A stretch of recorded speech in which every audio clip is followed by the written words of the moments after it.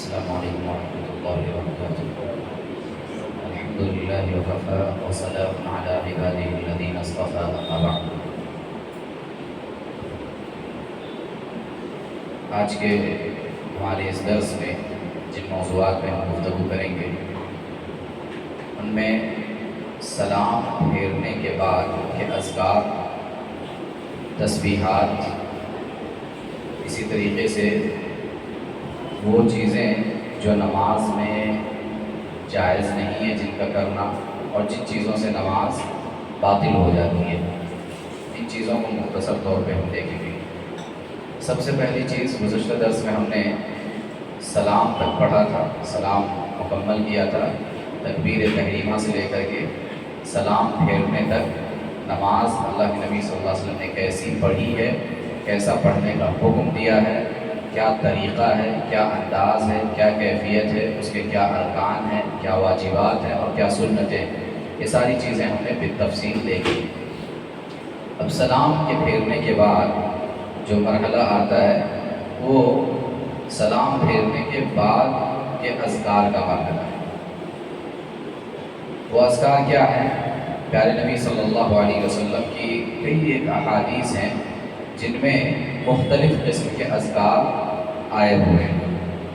سنت یہی ہے کہ ان اذکار کا اہتمام انسان نماز کے بعد کرے، کسی اور چیز کو پڑھنے کے بجائے یا فوراً اٹھ کر کے بھاگ جانے کے بجائے ان اذکار کا اہتمام اپنی زندگیوں میں کرے، نمازوں کے بعد کرے، کیونکہ ان کے اپنے فضائل ہیں، اپنے مناقب ہیں اور اپنے بہت سارے فوائد ہیں۔ تو سلام پھیرنے کے بعد اللہ کے نبی صلی اللہ علیہ وسلم کا معمول کیا ہوتا تھا؟ صحابی رسول حضرت عبداللہ بن عباس رضی اللہ عنہ اس بارے میں بتاتے ہیں، ان سے مروی ہے کہ ہم اللہ کے رسول صلی اللہ علیہ وسلم کے نماز کے اختتام کا علم کس بات سے کرتے تھے؟ اللہ اکبر کے لفظ سے، تکبیر سے، یعنی سلام پھیرنے کے بعد ہم جو ایک مرتبہ اللہ اکبر کہتے ہیں، صحابی رسول حضرت عبداللہ بن عباس رضی اللہ عنہ کہتے ہیں کہ ہم اللہ کے نبی صلی اللہ علیہ وسلم کی نماز کے اختتام کی جو خبر ہم تک ملتی تھی وہ اللہ اکبر کے ذریعے سے ملتی تھی۔ کنت اعرف انقضاء صلاۃ رسول اللہ صلی اللہ علیہ وسلم بالتکبیر، مجھے اللہ کے رسول صلی اللہ علیہ وسلم کے نماز کے ختم ہونے کی خبر اللہ اکبر کے ساتھ ہوتی تھی نماز کے بعد، یعنی زور سے اللہ اکبر کہنا ہے۔ اب ظاہر سی بات ہے کہ اگر امام زور سے کہے گا تبھی بعد والے اس کو سن پائیں گے، اور آج کے دور کی طرح ہمارے پاس جو مائک ہے، مائک سسٹم ہے، ساؤنڈ سسٹم ہے، یہ ساری چیزیں اس دور میں نہیں تھیں۔ اور صحابی رسول جب کہہ رہے ہیں کہ اللہ کے نبی صلی اللہ علیہ وسلم کے نماز کے ختم ہونے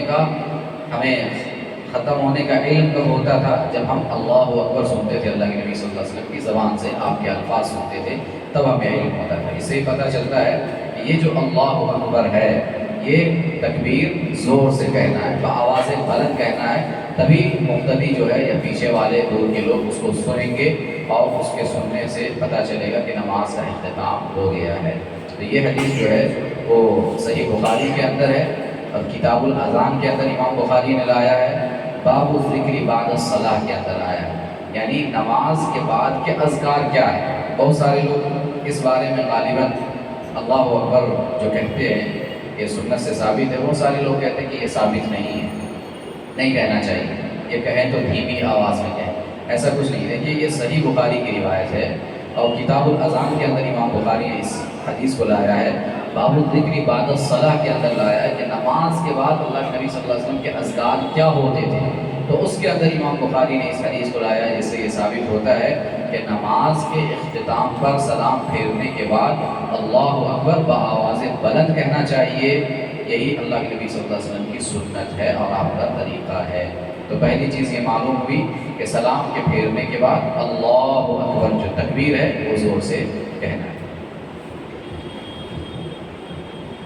بعض لوگ نماز کے اختتام کے بعد لا الہ الا اللہ کا ورد کرتے ہیں، آپ نے سنا ہوگا، لا الہ الا اللہ کا ورد کرتے ہیں اور زور سے پڑھتے ہیں، اور سارے لوگ مل کر کے ایک ساتھ پڑھتے ہیں لا الہ۔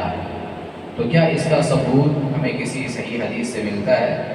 ثبوت صحیح حدیث سے نہیں ملتا ہے، اس بارے میں کوئی بھی صحیح حدیث ثابت نہیں ہے، سند کے اعتبار سے صحیح نہیں ہے۔ کہ لا الہ الا اللہ کا ورد نماز کے اختتام پر یا نماز کے ختم ہونے کے بعد سلام پھیرنے کے بعد یہ ذکر کیا جائے۔ لا الہ الا اللہ کا ذکر یقیناً اچھی چیز ہے، لا الہ الا اللہ سب سے افضل ذکر ہے، اس سے بہتر کوئی ذکر نہیں ہو سکتا۔ یقیناً آپ کبھی بھی چلتے پھرتے اٹھتے بیٹھتے کر سکتے ہیں، کہہ سکتے ہیں، یہ الفاظ ادا کر سکتے ہیں، ثواب ہے، فضیلت ہے، لیکن خاص طور پہ اس نیت اور اس ارادے کے ساتھ کہ اللہ کے نبی صلی اللہ علیہ وسلم نماز کے بعد لا الہ الا اللہ پڑھتے تھے، یا یہ خیال کے ساتھ کہ نماز کے بعد لا الہ الا اللہ کا ورد اجتماعی طور پہ ہونا چاہیے، یہ ثابت نہیں ہے کسی بھی صحیح حدیث سے۔ لہٰذا جو چیز ثابت نہ ہو اس پر عمل نہیں کرنا چاہیے، اور وہ چیز کرنا چاہیے جو ثابت ہو، یہی راجح ہے، یہی برحق ہے۔ پھر اللہ کے نبی صلی اللہ علیہ وسلم تکبیر کے بعد یعنی سلام پھیرنے کا اللہ اکبر زور سے ایک بار کہتے تھے، پھر اس کے بعد 3 مرتبہ آپ استغفر اللہ استغفر اللہ استغفر اللہ، اللہ تو مجھے بخش دے، اللہ تو مجھے معاف فرما دے، اے اللہ میں تیری معافی چاہتا ہوں، بخشش چاہتا ہوں، یہ آپ صلی اللہ علیہ وسلم 3 مرتبہ کہتے تھے۔ اب یہاں ایک اور طرف ضمن ایک بات میں بتا رہا ہوں کہ انسان نماز پڑھا ہے، نماز کیا ہے؟ ایک عظیم عبادت ہے، اسلام کا دوسرا بڑا رکن ہے، کلمہ توحید کے بعد سب سے پہلا تقاضا جو ہے بندوں سے، ایک مسلمان سے، ایک مومن سے، نماز کا۔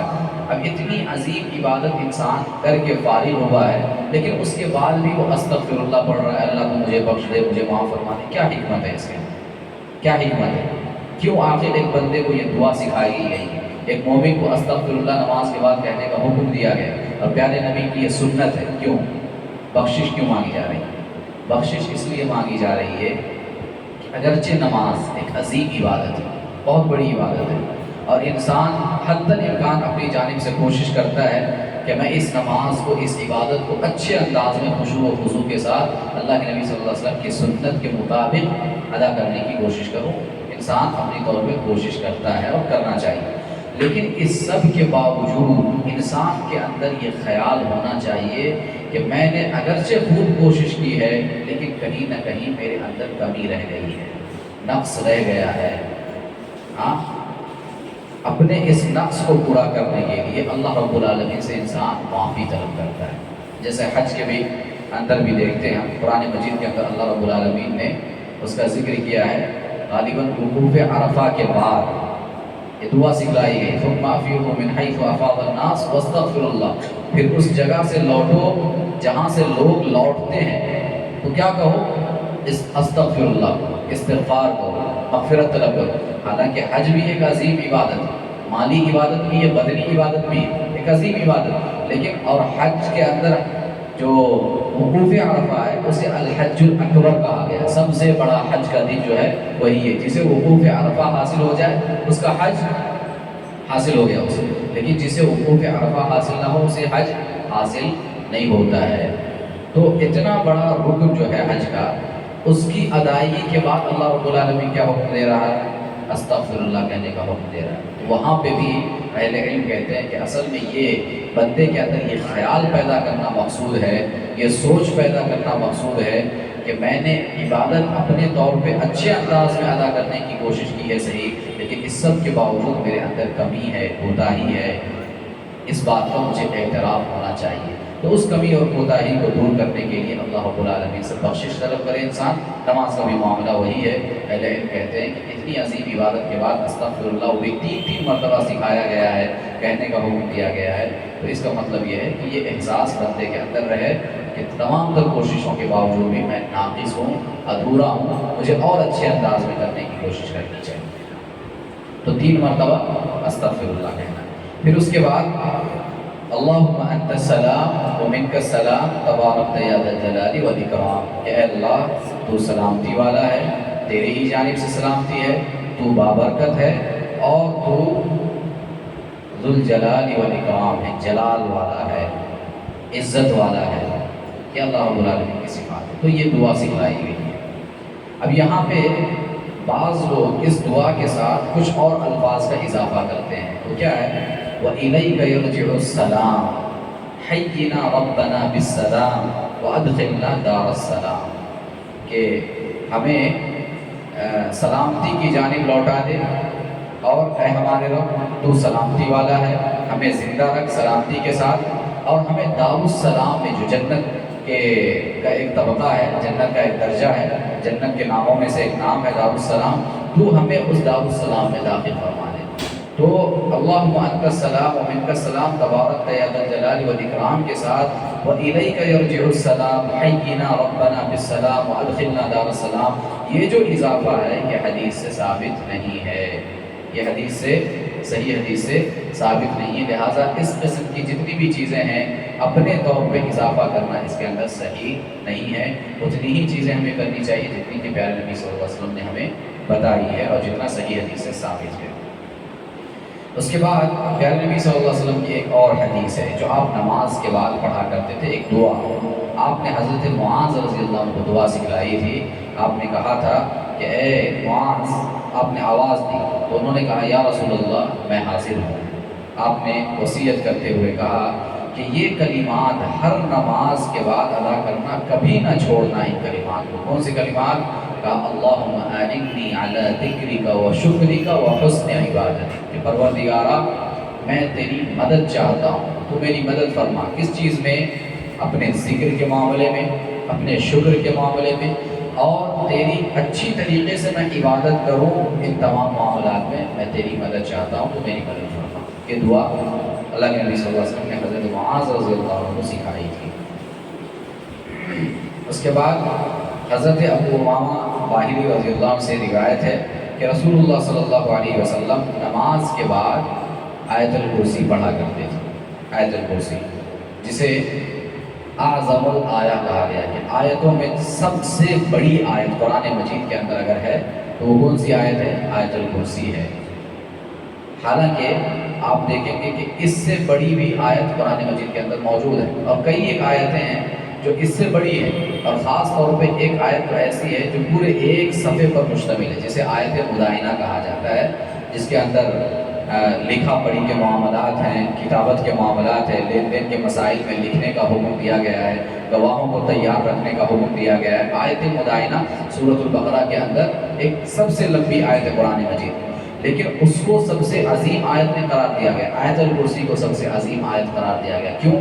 اس لیے کہ اہل علم کہتے ہیں اس ایک آیت کے اندر، آیت الکرسی کے اندر، صرف اس ایک آیت میں اللہ رب العالمین کے اتنے نام ذکر کیے گئے، صفاتی نام، اور اللہ رب العالمین کے اتنے صفات آئے ہیں کہ اتنی صفات ایک وقت میں کسی ایک آیت کے اندر نہیں آئی ہوئی ہے، بیان نہیں ہوئی۔ تو ان تمام صفات کی وجہ سے آیت الکرسی کو جو ہے وہ سب سے عظیم آیت اور سب سے بڑی آیت، یعنی اپنے معنی اور مفہوم کے اعتبار سے یہ جو آیت ہے آیت الکرسی پورے قرآن مجید میں تمام آیتوں سے بڑی ہے اور تمام آیتوں سے عظیم ہے، اس لیے آیت الکرسی کو اعظم الآیہ کہا جاتا ہے، آیتوں میں سب سے عظیم آیت۔ تو اللہ کے نبی صلی اللہ علیہ وسلم فرماتے ہیں کہ جو شخص بھی نماز کے بعد اس آیت کو پڑھے گا، یعنی آیت الکرسی کو پڑھے گا، تو اسے جنت میں داخلے سے سوائے موت کی کوئی اور چیز نہیں روکتی ہے۔ یعنی مطلب یہ ہوا کہ انسان اگر اس آیت کو پڑھ لے، پڑھنے کے بعد اگر موت آ جائے تو سیدھا وہ جنت میں داخل ہو جائے گا۔ ہاں، جنت میں داخل اگر نہیں ہو رہا ہے تو بس ایک چیز بیچ میں حائل ہے، وہ ہے موت۔ موت سے پہلے انسان نہ جنت میں جا سکتا ہے نہ جہنم میں آ سکتا ہے۔ دوسری قسم کی سزائیں دنیا میں انسان کو اللہ رب العالمین دیتا ہے، بسا ہوتا ہے، لیکن جنت اور جہنم جو ہے وہ اخروی زندگی میں۔ تو موت صرف حائل ہے بیچ میں، اگر موت آ جائے اس آیت کے پڑھنے کے بعد پیارے نبی فرماتے ہیں کہ وہ سیدھا جنت میں پہنچ جائے گا، جنت میں اسے داخلہ نصیب ہو جائے گا۔ تو نماز کے بعد آیت الکرسی پڑھنا چاہیے۔ اسی طریقے سے ایک روایت جو ہے وہ صحیح ابو داؤد، ترمذی، نسائی، احمد وغیرہ کے اندر آئی ہوئی ہے، اور اس کے اندر پیارے نبی صلی اللہ علیہ وسلم کا یہ عمل آیا ہوا ہے، آپ کا حکم موجود ہے کہ آپ صلی اللہ علیہ وسلم ہر نماز کے بعد، حضرت عقبہ بن عامر رضی اللہ عنہ سے روایت ہے، وہ کہتے ہیں کہ رسول اللہ صلی اللہ علیہ وسلم نے مجھے ہر نماز کے بعد 3 سورتیں پڑھنے کا حکم دیا ہے۔ 3 سورتیں کون کون سی؟ سورۃ الاخلاص قل هو اللہ احد، سورۃ الفلق قل اعوذ برب الفلق، اور سورۃ الناس قل اعوذ برب الناس۔ یہ 3 جو صورتیں ہیں جن میں مختلف چیزوں سے پناہ مانگی گئی ہے، خاص طور پہ سورۃ الفلق اور سورۃ الناس میں مختلف چیزوں سے، اللہ کی مخلوقات سے اور دیگر چیزوں کے شر سے پناہ مانگنے کی دعا سکھائی گئی ہے۔ تو ان تینوں صورتوں کو نماز کے بعد پڑھنے کا حکم پیارے نبی صلی اللہ علیہ وسلم دیا کرتے تھے، اور آپ نے حضرت عقبہ بن عامر رضی اللہ عنہ سے یہ پڑھنے کا حکم دیا، انہیں یہ طریقہ بتایا، یہ سنت بتلائی۔ اسی طریقے سے مغیرہ بن شعبہ رضی اللہ عنہ سے مروی ہے کہ رسول اللہ صلی اللہ علیہ وسلم ہر فرض نماز کے بعد ایک دعا پڑھتے تھے۔ کون سی دعا؟ لا الہ الا اللہ وحدہ لا شریک لہ، لہ الملک ولہ الحمد وہو علی کل شیء قدیر، اللہم لا مانع لما اعطیت ولا معطی لما منعت ولا ينفع ذا الجد منک الجد۔ اللہ کے نبی صلی اللہ علیہ وسلم نے یہ دعا سکھائی۔ حضرت شعبہ رضی اللہ عنہ اس دعا کو روایت کرتے ہیں کہ آپ صلی اللہ علیہ وسلم ہر فرض نماز کے بعد یہ دعا پڑھتے تھے۔ اللہ کی تعریف ہے، اے اللہ تیرے سوا کوئی معبود برحق نہیں ہے، تو اکیلا ہے، تیرا کوئی شریک اور ساجی نہیں ہے، تیرے ہی واسطے بادشاہت ہے، ساری تعریف تیرے لیے ہے، اور تو ہر چیز پر قادر ہے۔ اللہم لا مانع لما اعطیت، اے اللہ جو کچھ تو دے دے اسے کوئی روکنے والا نہیں، کوئی روک نہیں سکتا ہے، ولا معطی لما منعت، اور جس چیز کو تو منع کر دے اسے کوئی دینے والا نہیں، عطا کرنے والا نہیں، ولا ينفع ذا الجد منک الجد، اور تیری جو مجد و شرافت ہے، تیری جانب سے جو خیر حاصل ہونے والا ہے، جو نفع حاصل ہونے والا ہے، وہ اصل میں تیری جانب سے کوئی وہ چیز بھی نہیں دے سکتا ہے۔ تو یہ دعا سکھائی ہے۔ اسی طریقے سے حضرت ابن زبیر رضی اللہ عنہ سے مروی ہے کہ رسول اللہ صلی اللہ علیہ وسلم ہر نماز کے بعد یہ کلمات کہا کرتے تھے، لا الہ الا اللہ وحدہ لا شریک لہ، لہ الملک ولہ الحمد وہو علی کل شیء قدیر، لا حول ولا قوة الا باللہ، لا الہ الا اللہ ولا نعبد الا ایاہ، لہ النعمت ولہ الفضل ولہ الثناء الحسن، لا الہ الا اللہ مخلصین لہ الدین ولو کرہ الکافرون۔ یہ دعا بھی اللہ کے نبی صلی اللہ علیہ وسلم ہر نماز کے بعد کہا کرتے تھے، پڑھا کرتے تھے۔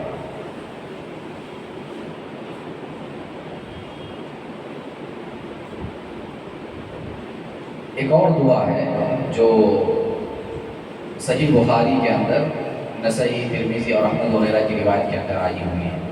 حضرت سعد رضی اللہ عنہ سے مروی ہے کہ رسول اللہ صلی اللہ علیہ وسلم نماز کے بعد ان اشیاء سے پناہ مانگتے تھے، کچھ چیزیں ہیں ان سے اللہ رب العالمین کی پناہ مانگا کرتے تھے۔ کیا ہے دعا؟ اللہم انی اعوذ بک من البخل واعوذ بک من الجبن واعوذ بک من ان ارد الى ارذل العمر واعوذ بک من فتنة الدنیا واعوذ بک من عذاب القبر۔ اے اللہ میں تیری پناہ میں آتا ہوں بخل سے، بخیلی، کنجوسی سے، واعوذ بک من الجبن، بزدلی سے تیری پناہ میں آتا ہوں، واعوذ بک من ان ارد الى ارذل العمر، اور اس بات سے تیری پناہ میں آتا ہوں کہ میں ایک ایسی عمر کی طرف لوٹا دیا جاؤں جس میں محتاج بن کے رہ جاؤں، کھسٹ بڑھاپے کی حالت جسے کہتے ہیں۔ واعوذ بک من فتنة الدنیا، دنیا کے فتنوں سے تیری پناہ میں آتا ہوں، واعوذ بک من عذاب القبر، اور قبر کے عذاب سے تیری پناہ چاہتا ہوں۔ تو یہ دعا بھی اللہ کے نبی صلی اللہ علیہ وسلم نماز کے بعد پڑھا کرتے تھے۔ نماز فجر کے بعد سلام پھیرنے کے بعد اللہ کے نبی صلی اللہ علیہ وسلم ایک اور دعا پڑھتے تھے۔ کیا ہے؟ اللہم انی اسألک علما نافعا ورزقا طیبا وعملا متقبلا۔ اے اللہ میں تجھ سے نفع بخش علم کا سوال کرتا ہوں، پاکیزہ روزی کا سوال کرتا ہوں، اور مقبول عمل کا تجھ سے سوال کرتا ہوں۔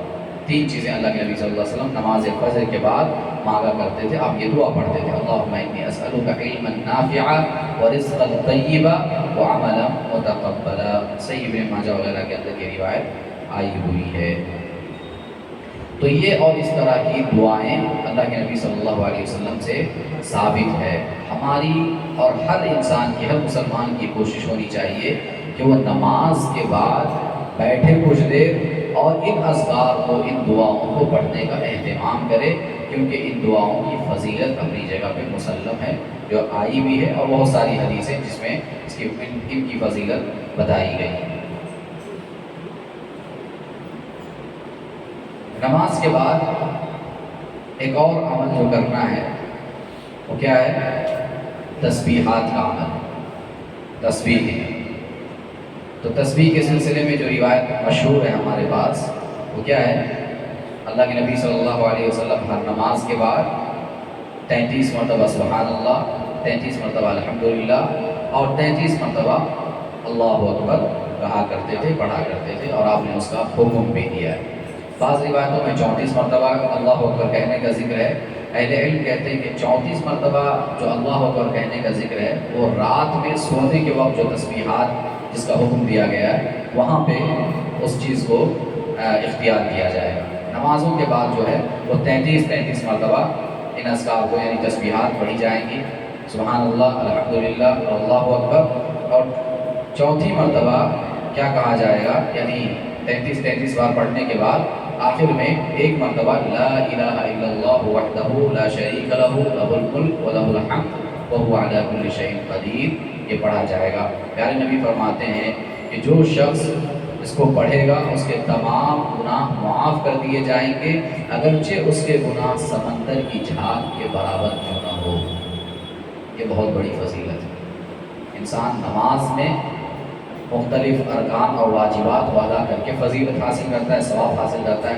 پھر نماز کے بعد بھی بہت ساری چیزیں ایسی ہیں جو انسان کے لیے باعث فضیلت ہے اور گناہوں کی بخشش کا ذریعہ ہے، لہٰذا انسان کو نماز ایسے ادا کرنا چاہیے کہ تمام فضیلتوں کو سمیٹ کر کے وہ مسجد سے باہر نکلے، یہ کوشش انسان کی ہونی چاہیے۔ اب اس سلسلے میں ایک اور روایت ہے، ایک درس میں وہ روایت ہم نے بیان کی تھی کہ بعض صحابہ کرام رضوان اللہ علیہ اجمعین پیارے نبی صلی اللہ علیہ وسلم کے پاس جاتے ہیں، غریب صحابہ، نادار صحابہ، اور اللہ کے نبی کے پاس آ کر کے شکایت کرتے ہیں کہ اللہ کے نبی صلی اللہ علیہ وسلم، ہمارے جو مالدار بھائی ہیں جنہیں اللہ نے مال و دولت سے نوازا ہے، وہ اجر و ثواب میں ہم سے بہت آگے بڑھ گئے، بہت آگے چلے گئے۔ کیسے؟ جیسے ہم نماز پڑھتے ہیں وہ بھی نماز پڑھتے ہیں، ثواب برابر، جیسے ہم روزہ رکھتے ہیں وہ بھی روزہ رکھتے ہیں، ثواب میں برابر، لیکن بعض چیزیں ایسی ہے کہ وہ کر پاتے ہیں ہم نہیں کر پاتے ہیں۔ مالی معاملات، ہمارے پاس مال و دولت نہیں ہے، وہ مالدار ہیں، اللہ نے انہیں نوازا ہے، صدقات و خیرات کرتے ہیں، زکوٰۃ ادا کرتے ہیں، حج کی ادائیگی کرتے ہیں جو مالی عبادت بھی ہے، ہم نہیں کر پاتے ہیں۔ تو بعض مالی عبادت کی بنا پہ وہ ہم سے اعمال میں اور اجر و ثواب میں بہت آگے بڑھ گئے۔ پیارے نبی صلی اللہ علیہ وسلم فرماتے ہیں کیا میں تمہیں کوئی ایسا عمل نہ بتاؤں کہ اگر وہ عمل تم کرنے لگو تو ثواب کے اعتبار سے، اجر کے اعتبار سے تم ان سے کہیں زیادہ آگے بڑھ جاؤ، تم ان سے بھی آگے بڑھ جاؤ۔ صحابہ نے کہا اللہ کے نبی ضرور بتلائے۔ کیا ہوا؟ اللہ کے نبی صلی اللہ علیہ وسلم نے یہ تسبیحات بتلائیں کہ ہر نماز کے بعد 33 مرتبہ سبحان اللہ، 33 مرتبہ الحمدللہ اور 33 مرتبہ اللہ اکبر کہا کرو۔ تم یہ عمل کرو گے، روز قیامت تم سے زیادہ اجر و ثواب میں بڑھ کر کوئی اللہ کے پاس نہیں آئے گا۔ ہاں، وہ شخص بڑھ کے آئے گا جو تمہاری جیسا یہی عمل کرے، تو وہ اجر و ثواب میں جتنا زیادہ وہ عمل کرے گا اتنا زیادہ اجر و ثواب لے کر کے اللہ کے پاس آئے گا۔ اب ہوا یہ کہ صحابہ کرام کو جو اللہ کے نبی صلی اللہ علیہ وسلم نے یہ دعا بتلا دی، یہ تسبیحات بتلا دی، مالدار صحابہ کو بھی یہ تسبیحات یا ان وظیفوں کا علم ہو گیا، انہوں نے بھی یہ عمل کرنا شروع کر دیا۔ اب یہ جو غریب اور نادار صحابہ تھے پھر پریشان ہیں، آ کے اللہ کے نبی صلی اللہ علیہ وسلم کے پاس پھر شکایت کرنے لگے۔ اللہ کے نبی صلی اللہ علیہ وسلم، ان لوگوں نے بھی یہ عمل کرنا شروع کر دیا، اب تو وہ اور بھی آگے بڑھ گئے عمل کے اعتبار سے، ثواب کے اعتبار سے، اب کیا کیا جائے؟ پیارے نبی صلی اللہ علیہ وسلم نے مسکرایا اور آپ نے کہا ذالک فضل اللہ یؤتیہ من یشاء، یہ اللہ رب العالمین کا فضل ہے، وہ جسے چاہے اپنے فضل سے نوازے۔ تو اس حدیث سے بھی یہ پتہ چلتا ہے کہ یہ جو تسبیحات ہیں نماز کے بعد کی تسبیحات، ان کی فضیلت کیا ہے، ان کا مقام کیا ہے، ان کا مرتبہ کیا ہے، تو ان کے پڑھنے کا اہتمام ہونا چاہیے۔ ہمارے پاس کیا ہے کہ لوگ بس ایسے نماز کے ختم ہونے کا انتظار کرتے ہیں جیسے کسی رسی سے بندھے ہوئے، جیسے ہی رسی کھلی اور فوراً جانور بھاگتا ہے، نماز کے لیے ایسے ہی آتے ہیں کہ سلام پھیرے اور فوراً اٹھ کر کے بھاگ جاتے ہیں۔ آپ جا سکتے ہیں، اجازت ہے کہ آپ نے فرض کی ادائیگی کر لی، لیکن یہ اور اس طرح کی فضیلتیں آپ کو کب حاصل ہوں گی؟ جب آپ مزید تھوڑا سا وقت نکالیں گے، تھوڑا سا بیٹھیں گے۔ ویسے بھی اللہ کے نبی صلی اللہ علیہ وسلم کی ایک حدیث ہے کہ نماز کے بعد بندہ جب تک اپنی جگہ پہ بیٹھا رہتا ہے تب تک کیا ہے، فرشتے اس کے حق میں دعائیں مغفرت کرتے رہتے ہیں، خیر کی دعا اس کے حق میں کرتے رہتے ہیں، جب تک وہ اپنی جگہ چھوڑ نہ دے یا جب تک وہ حدث اسے لاحق نہ ہو جائے، اس کا وضو نہ ٹوٹ جائے۔ ایک روایت میں ہے کہ جب تک اپنے بھائی سے بات چیت نہ کرنے لگے تب تک وہ گویا فرشتے کی دعا کا مستحق اور حقدار بنتا رہتا ہے، فرشتے اس کے حق میں دعا کرتے رہتے ہیں۔ تو انسان آپ سوچئے کہ جب تک بیٹھا ہوا ہے اور اذکار پڑھ رہا ہے تب تک کتنی فضیلت اسے حاصل ہو رہی ہے، تو اس لیے ان فضیلتوں کو حاصل کرنے کی کوشش کرنی چاہیے۔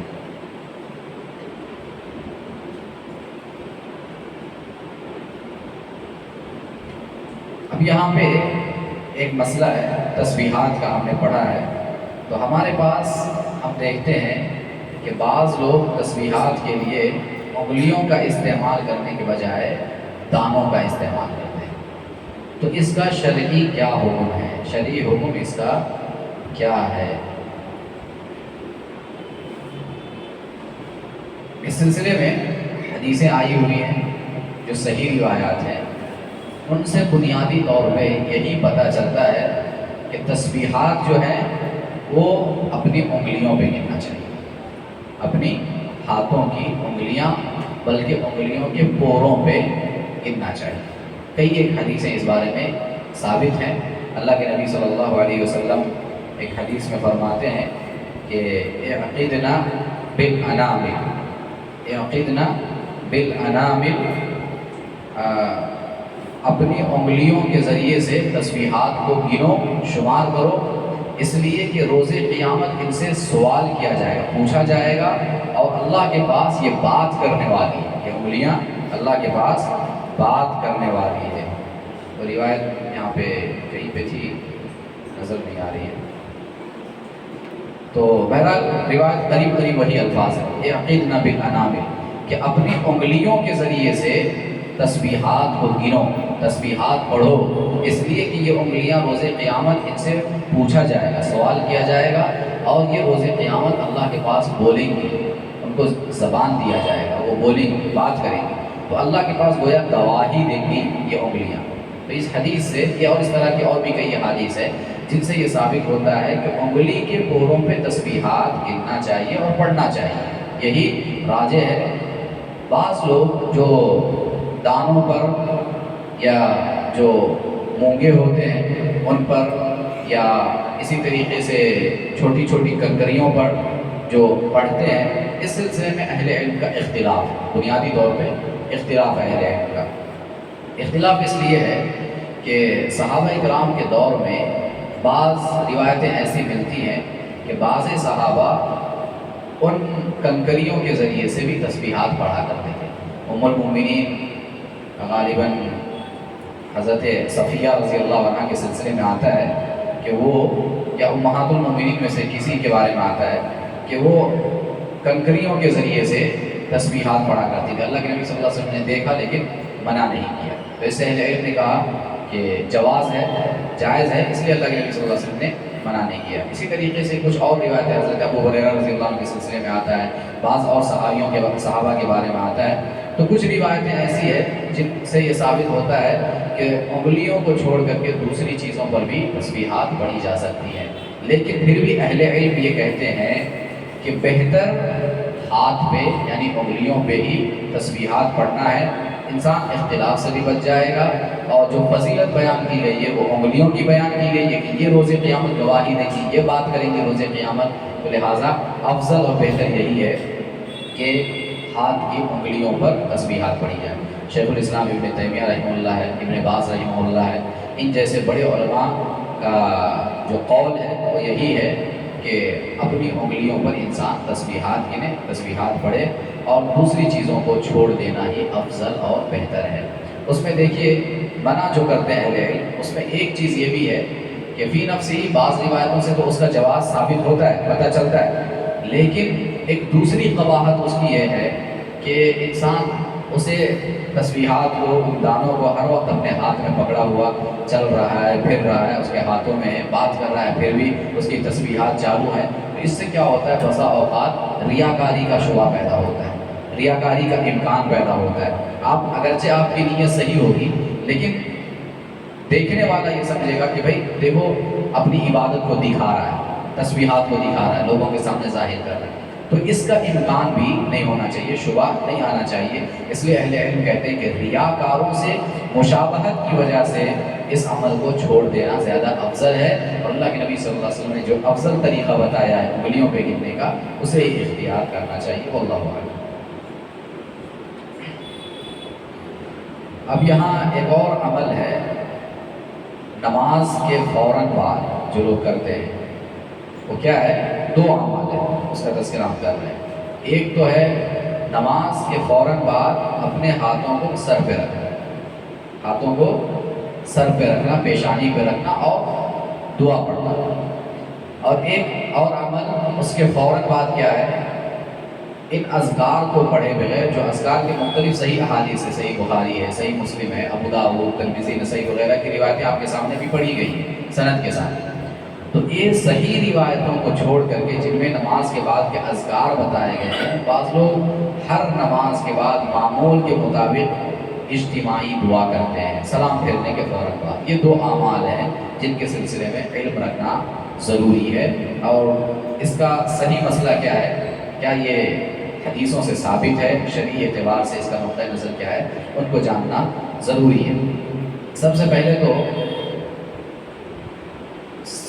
پیشانی پہ، سر پہ جو ہاتھ رکھا جاتا ہے نماز کے بعد، اس کا حکم کیا ہے؟ ایک روایت ہے اصل میں، اس روایت کو رکھ کر کے بعض اہل علم یا جو لوگ اس کے قائل ہیں، فاعل ہیں، وہ کہتے ہیں کہ نماز کے بعد اپنے ہاتھوں کو سر پہ رکھنا چاہیے، پیشانی پہ رکھنا چاہیے، اور پھر اس کے ذریعے سے ایک خاص دعا پڑھنی چاہیے۔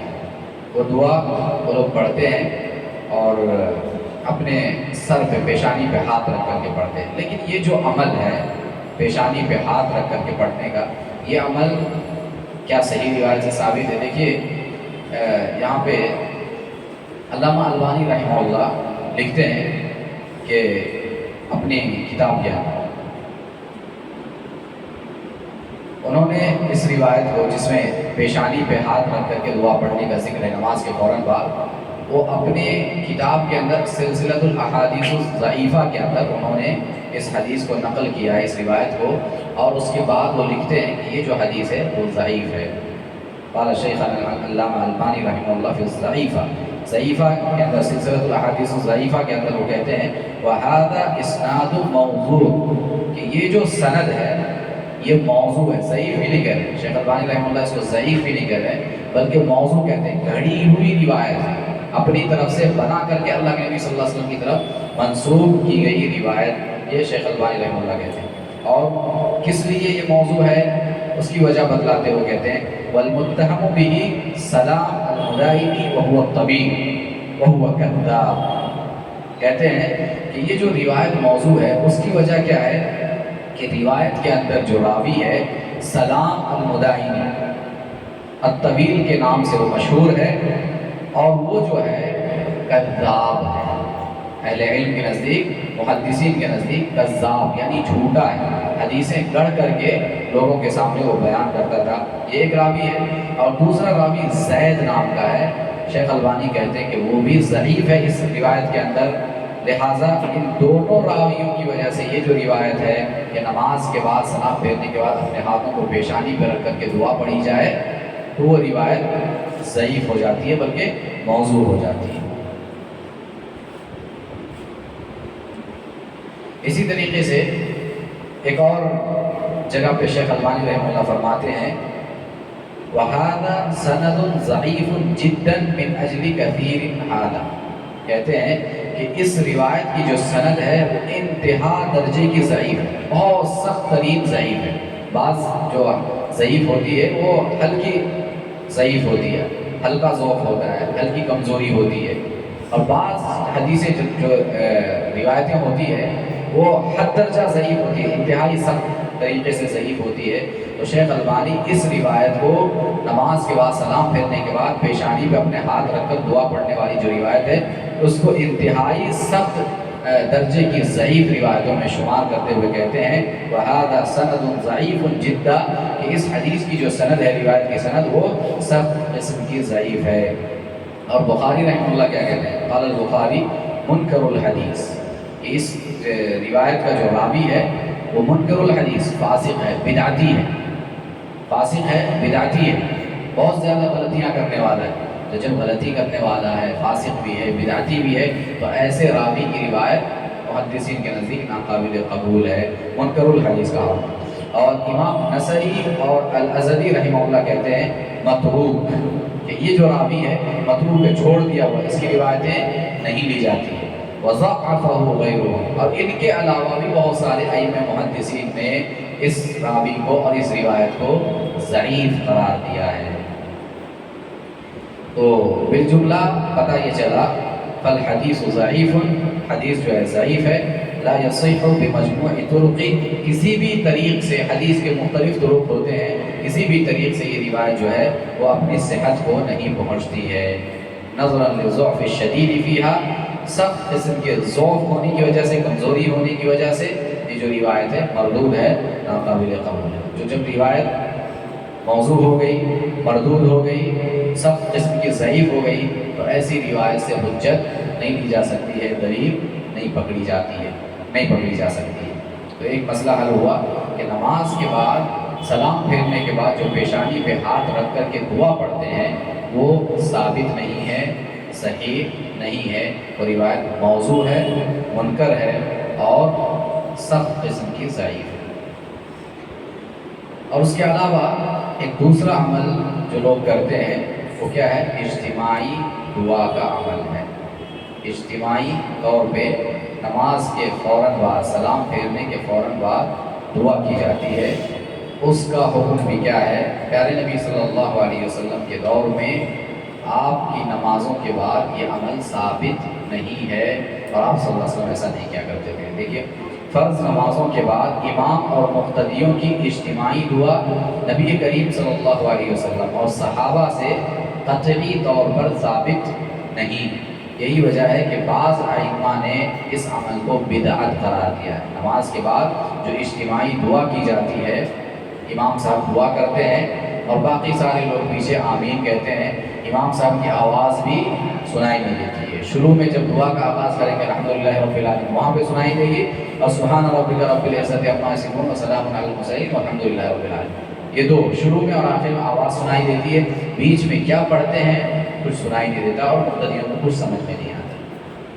یہ جو اجتماعی شکل میں دعا مانگی جاتی ہے، یہ اللہ کے نبی صلی اللہ علیہ وسلم سے ثابت نہیں ہے، نہ ہی کسی صحابی سے یہ عمل ثابت ہے۔ اس لیے بعض اہل علم نے اس عمل کو بدعت قرار دیا ہے، دین میں نئی چیز کہا ہے۔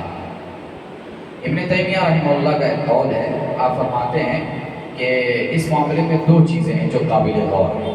ایک چیز تو یہ کہ نمازی کا دعا کرنا، جیسا کہ نمازی دعائے استخارہ وغیرہ کرتا ہے، خواہ وہ امام ہو یا مقتدی، یعنی نماز کے بعد دعا کی جا سکتی ہے، ہاتھ اٹھا کر کے دعا کر سکتے ہیں۔ اگر کوئی اہل علم کہتے ہیں کہ اگر کوئی انفرادی طور پہ نماز کے بعد ہاتھ اٹھا کر کے دعا کرتا ہے تو جائز ہے، کوئی مسئلہ نہیں، یہ جائز ہے۔ جیسے ہم نماز استخارہ پڑھتے ہیں، صاحب کتاب نے نماز استخارہ کی دلیل دی ہے، امام ابن تیمیہ کا قول نقل کیا ہے کہ نماز استخارہ جب ہم پڑھتے ہیں تو کیا کرتے ہیں؟ 2 رکعت نماز پڑھتے ہیں، جیسے سنت اور نفل ادا کرتے ہیں ویسے نماز ادا کرتے ہیں، پھر نماز کے بعد ہم ہاتھ اٹھا کر کے دعا کرتے ہیں جیسے ہم عام طور پہ دعا کرتے ہیں۔ تو اس کے اندر ہم استخارہ کی دعا پڑھتے ہیں، اللہم انی استخیرک بعلمک واستقدرک بقدرتک واسألک من فضلک العظیم۔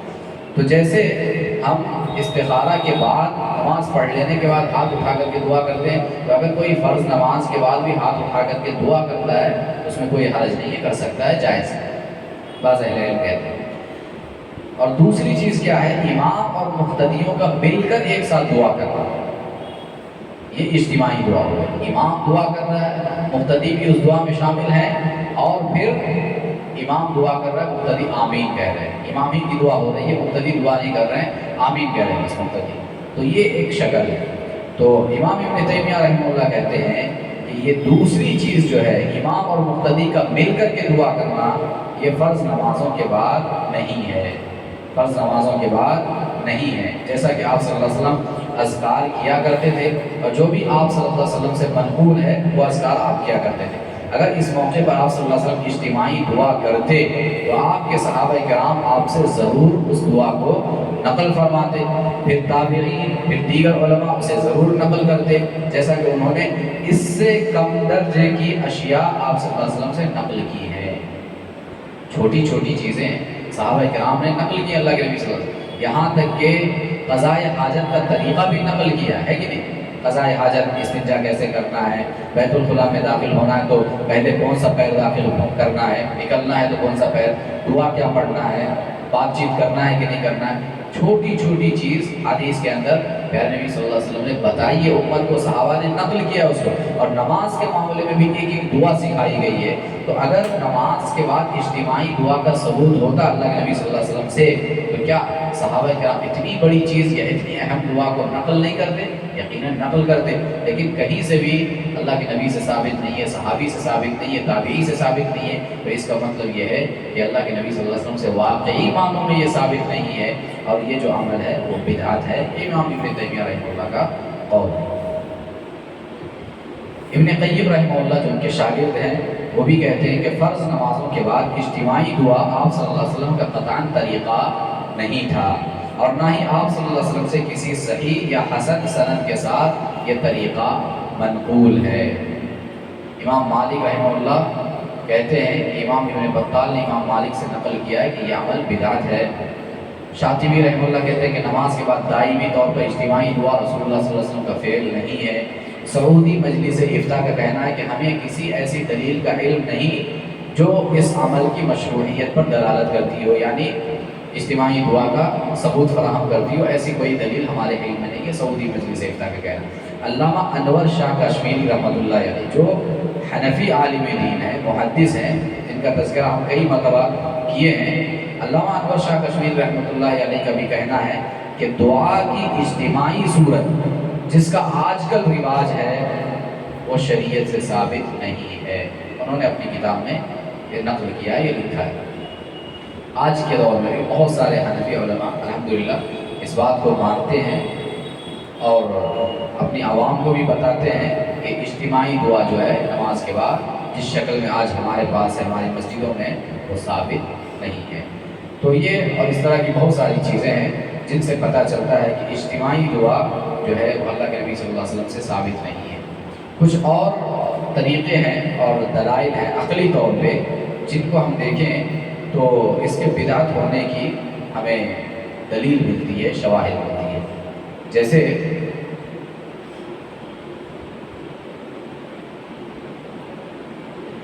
انس رضی اللہ عنہ سے روایت ہے، بعض لوگ اس عمل کے لیے دلیل دیتے ہیں، اصل میں اجتماعی دعا کے لیے دلیل دیتے ہیں، تو ان دلیل کو ہم دیکھتے ہیں۔ انس رضی اللہ عنہ سے روایت ہے کہ جو بندہ ہر نماز کے بعد اپنے دونوں ہاتھ پھیلا کر دعا کرے اللہ تعالیٰ اس کے ہاتھ کو نامراد نہیں لوٹاتا۔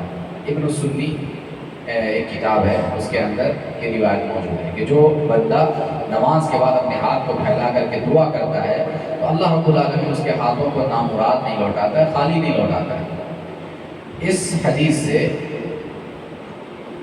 بعض لوگوں نے یہ دلیل دی ہے، استدلال کیا ہے کہ نماز کے بعد اجتماعی طور پہ دعا ثابت ہو رہی ہے، دعا کرنا چاہیے۔ اس کی سند میں اسحاق بن خالد ایک راوی ہے جو منکر احادیث روایت کرتا ہے، یعنی راوی جو ہے فاسق ہے، بدعتی ہے، غلطیاں کرنے والا بہت زیادہ، ایسے راویوں کی روایت نقل کرنا یہ صحیح نہیں ہے۔ تو اسحاق بن خالد ایسا راوی ہے جو اس حدیث کو روایت کر رہا ہے۔ اسی طریقے سے امام احمد بن حنبل رحمہ اللہ فرماتے ہیں کہ اس کے ایک اور راوی عبدالعزیز بن عبد الرحمن کی خصیف سے بیان کردہ روایات جھوٹی اور من گھڑت ہوتی ہیں، یعنی اس حدیث کے اندر جو ایک راوی ہے دوسرا راوی اس کی روایتیں عام طور پہ جھوٹی اور من گھڑت ہوتی ہے، تو ایسے راوی کی روایت نہیں لی جا سکتی ہے۔ اور حضرت انس رضی اللہ عنہ سے یہ روایت ہے، تو انس رضی اللہ عنہ سے اس راوی کا جو اس حدیث کے اندر راوی ہے اس کا سننا یعنی حدیث سننا یہ ثابت نہیں ہے۔ جب ایک راوی دوسری راوی سے یا صحابی سے حدیث نہیں سنا تو وہ بیان کیسے کر دیا بعد کے لوگوں کو اور اپنے شاگردوں کو؟ تو جب سنا نہیں ہے تو وہ حدیث قابل قبول نہیں ہوگی۔ اور اس کے علاوہ اس حدیث میں دیکھیے اگر اس کو ثابت بھی مان لیا جائے، صحیح بھی مان لیا جائے، صحیح تو نہیں ہے، اتنی ساری راوی ہے جو صحیح نہیں ہے اس کے اندر، اور اگر صحیح بھی مان لیا جائے تو دیکھیے حدیث کے الفاظ کیا ہے کہ جو شخص نماز کے بعد، جو بندہ ہر نماز کے بعد اپنے دونوں ہاتھ پھیلا کر دعا کرے، اللہ تعالیٰ اس کے ہاتھوں کو نامراد نہیں لوٹاتا۔ اس پورے الفاظ کے اندر اجتماعی دعا کا ثبوت کہاں سے آپ مل رہا ہے؟ یعنی کہیں پہ یہ نہیں ہے کہ کچھ لوگ جو نماز کے بعد امام اور مقتدی مل کر کے اپنے ہاتھ کو پھیلائے دعا کرے تو اللہ تعالیٰ اس کے ہاتھ کو خالی نہیں لوٹاتا ہے، نامراد نہیں لوٹاتا ہے، اس کا تو کہیں ثبوت نہیں ہے۔ ہاں یہ ہے کہ جو بندہ بھی نماز کے بعد ہاتھ اٹھا کر کے دعا مانگے اس کے ہاتھ کو خالی نہیں لوٹاتا ہے، تو یہ اجتماعی دعا کا ثبوت اس سے نہیں مل رہا، انفرادی دعا کا ثبوت مل رہا ہے کہ اگر کوئی اکیلے اپنے طور پہ اگر دعا کرے تو حرج نہیں ہے، اس لیے بعض اہل علم کہتے ہیں کہ اکیلے اگر دعا کرے تو کر سکتا ہے۔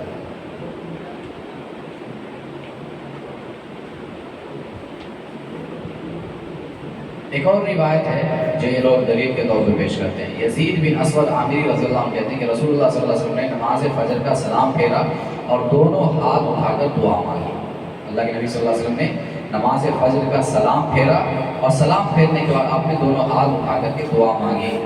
اس حدیث کی سند حسن درجے کی ہے، اس حدیث کی سند حسن درجے کی ہے، لیکن مولانا عبید اللہ رحمانی جو محدث گزرے ہیں وہ لکھتے ہیں کہ کتب احادیث کے اندر اصل حدیث میں وَرَفَعَ يَدَيْهِ فَدَعَا کہ آپ صلی اللہ علیہ وسلم نے دونوں ہاتھ اٹھا کر دعا مانگی، یہ الفاظ موجود نہیں ہیں کتب حدیث کے اندر۔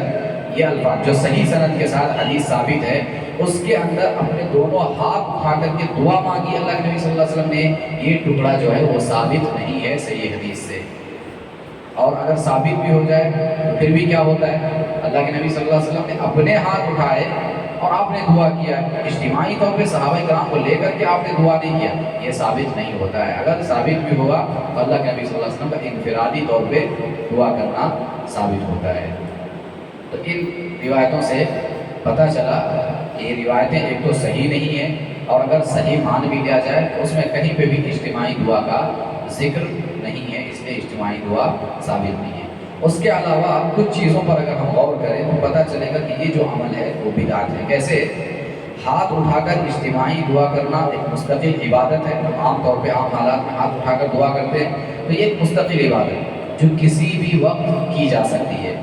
ایسا ہے کہ فلاں وقت میں ہاتھ اٹھا کے کرنا چاہیے، فلاں وقت میں نہیں کرنا چاہیے، ایسا تو نہیں ہے، کسی بھی وقت ہاتھ اٹھا کر کے دعا کی جا سکتی ہے کیونکہ ایک مستقل عبادت ہے۔ البتہ جن مواقع پر اس کا اہتمام کرنا سنت سے ثابت ہے ان کو ترجیح دی جائے گی۔ عام طور پہ ہاتھ اٹھا کر کے دعا کرنا جائز ہے، کہیں پہ بھی کر سکتے ہیں، لیکن خاص مواقع پہ جہاں ہاتھ اٹھا کر دعا کرنے کا حکم دیا گیا ہے وہاں پر اس کو سنت مانا جائے گا۔ تو جہاں سنت سے ثابت ہو جائے کہ فلاں فلاں جگہ پہ ہاتھ اٹھا کر کے دعا کرنا چاہیے اس کو ترجیح دی جائے گی، اس جگہ پہ ہاتھ اٹھا کر کے دعا کرنا ہوگا۔ لیکن یہاں پہ ہاتھ اٹھا کر کے اجتماعی طور پہ دعا کرنے کا ثبوت ہے؟ ثبوت نہیں ہے۔ دوسری چیز، جو عبادت ہر وقت جائز ہو، اگر آپ اپنی سہولت کے لیے اسے کسی خاص وقت میں روزانہ کرنا چاہتے ہیں تو اصولی طور پر یہ بھی جائز ہے۔ ہاں، جو عبادت ہر وقت جائز ہے، آپ کر سکتے ہیں کبھی، آپ اپنی سہولت کے لیے ایک خاص وقت متعین کر لیتے ہیں اور آپ اس میں پابندی کے ساتھ عمل کر سکتے ہیں، اس لیے خاص وقت مقرر کرتے ہیں، تو اگر آپ ایسا کرتے ہیں تو اصولی طور پہ یہ بھی جائز ہے۔ لیکن کسی کے لیے یہ جائز نہیں کہ تمام اوقات کو چھوڑ کر صرف ایک وقت کو عملاً فرض کا درجہ دے کر دوسرے مسلمانوں کو اس کا پابند بنائیں، جبکہ شریعت نے مسلمانوں کو اس وقت کے لیے خاص طور پہ اس کا پابند نہیں بنایا۔ اجتماعی دعا میں کیا ہوتا ہے؟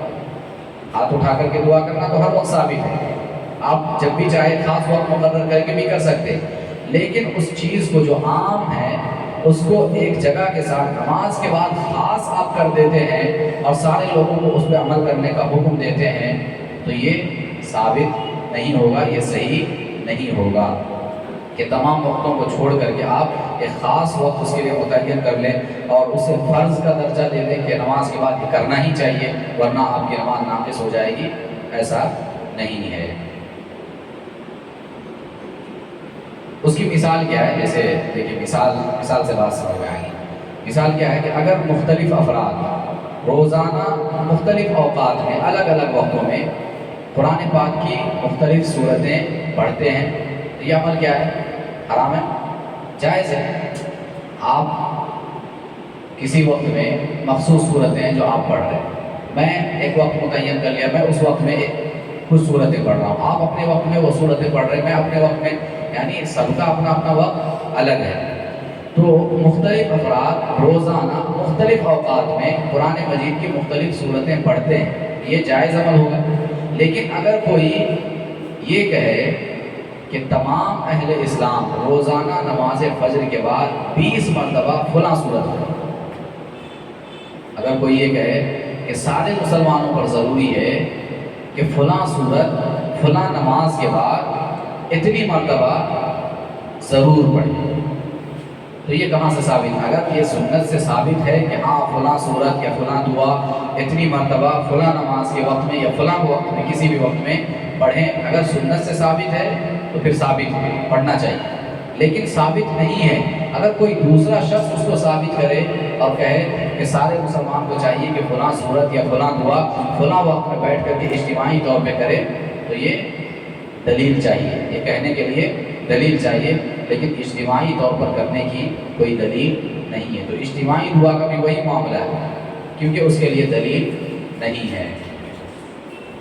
اسی طریقے سے جو عبادت ہر وقت جائز ہے، اگر آپ اسے کسی خاص موقع پر کرنا چاہتے ہیں، جو عبادت جائز ہے اگر اسے خاص موقع پر آپ کرنا چاہتے ہیں، تو احتیاطاً یہ دیکھ لینا چاہیے کہ اس عبادت کے وقت میں جو میں کرنا چاہ رہا ہوں، اس عبادت کے وقت میں کوئی فرض عبادت تو نہیں ہے یا کوئی سنت تو نہیں ہے، یعنی ایک عبادت جو جائز ہے، جیسے مثال کے طور پہ ذکر و اذکار کرنا ہے، لیکن میں ذکر و اذکار کبھی بھی کر سکتے ہیں، ہے نا، ذکر و اذکار کبھی بھی کر سکتے ہیں، لیکن میں اگر ایسے وقت میں کروں جس وقت کے فرض نماز کا وقت ہو رہا ہے، ٹائم ہو رہا ہے، تو یہ جائز ہوگا؟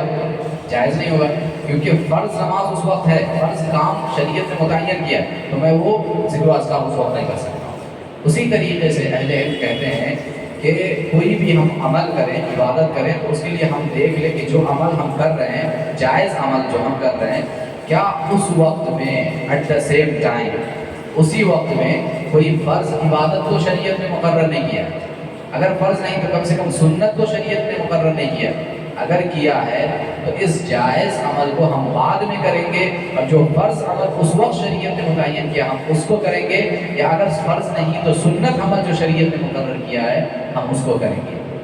اب اجتماعی دعا کے اندر جو نماز کے فوراً بات کرتے ہیں، اس میں کیا ہے؟ دیکھیے اللہ کے نبی صلی اللہ علیہ وسلم نے سنت کے طور پہ بہت ساری دعائیں سکھائی ہیں جو ہم نے ابھی پڑھی فرض نماز کے بعد۔ تو فرض نمازوں کے بعد جو سنت ثابت ہے اسے ہمیشہ مؤخر کر دینا، ڈیلے کر دینا، یہ صحیح نہیں ہے، اس لیے کہ فرض نماز کے فوراً بعد اس کے پڑھنے کا وقت ہے۔ اب آپ ہمیشہ ایسا کرتے ہیں، پوری زندگی ایسا کرتے ہیں کہ اس فرض نماز کے بعد جو دعائیں اللہ کے نبی نے سکھائی ہے ان دعاؤں کو مؤخر کرتے جاتے ہیں، ڈیلے کرتے جاتے ہیں، بلکہ بہت سارے لوگ جو اجتماعی دعا کرتے ہیں، دعا کے فوراً بعد کوئی بھی ذکر اور اذکار نہیں پڑھتے، فوراً اٹھ کر کے چلے جاتے ہیں، اکثر ایسے ہی ہوتا ہے۔ ہاں، یہ ہم سب کے مشاہدے کی بات ہے۔ تو جب شریعت نے فرض نماز کے بعد ایک خاص سنت مقرر کی ہے تو اس سنت کی پابندی لازم اور ضروری ہے، بنسبت ایک جائز کام کے جو ہم بعد میں بھی کر سکتے ہیں، تو جو جائز کام اسے ڈیلے کرنا چاہیے، اسے مؤخر کرنا چاہیے، اور جو سنت اس وقت ثابت ہے اس سنت پر عمل کرنا چاہیے۔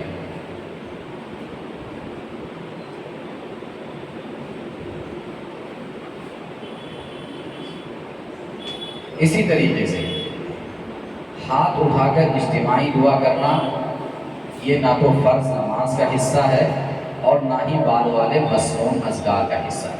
ہم نے اتنی ساری جو دعائیں پڑھی ہیں، کہیں پہ بھی ہاتھ اٹھا کر کے اجتماعی طور پہ دعا کرنے کا ثبوت ہم نے نہیں دیکھا۔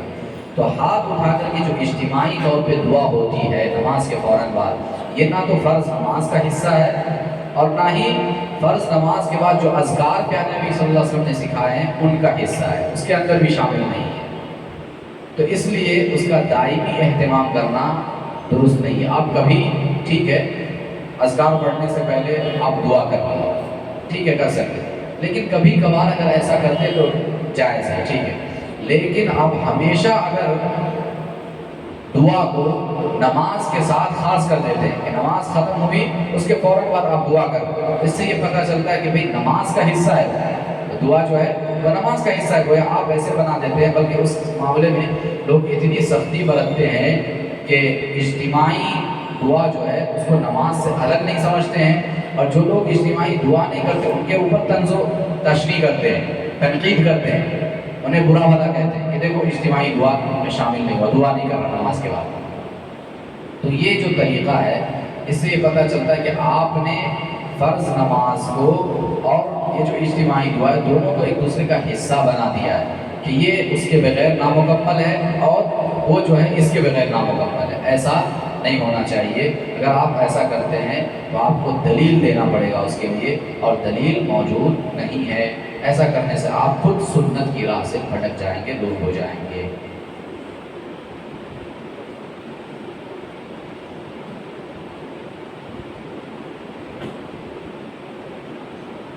تو یہ اور اس طرح کی اور بھی بہت ساری دلیلیں ہیں، گفتگو لمبی ہوگی. بس اتنی بات سمجھ میں آ جاتی ہے تمام دلائل سے کہ فرض نماز کے بعد جو فوراً اجتماعی دعا کا رواج لوگوں کے اندر ہے وہ صحیح نہیں ہے. اگر انفرادی طور پہ کوئی مانگ لے ہاتھ اٹھا کر کے فوراً نماز کے بعد، اہل علم کہتے ہیں کہ کوئی مسئلہ نہیں ہے، مانگ سکتا ہے. ہاں اگر اس کو معمول بنا لے کہ امام صاحب دعا کر رہے ہیں اور مقتدی جو ہے ہر نماز کے بعد ان کی اقتدا کرتے ہوئے اسی طریقے سے دعا کر رہے ہیں، آمین کہہ رہے ہیں، اور بس اس کے بعد اذکار پڑھے بغیر بھی اٹھ کے چلے جا رہے ہیں، تو یہ طریقہ صحیح نہیں ہوگا، درست نہیں ہوگا. اس سے بچنا چاہیے. ان تمام چیزوں کو مد نظر رکھتے ہوئے اہل علم اس نتیجے پر پہنچتے ہیں، بعض اہل علم یہ کہتے ہیں کہ یہ جو عمل ہے یہ بدعت ہے، اس سے بچنا چاہیے.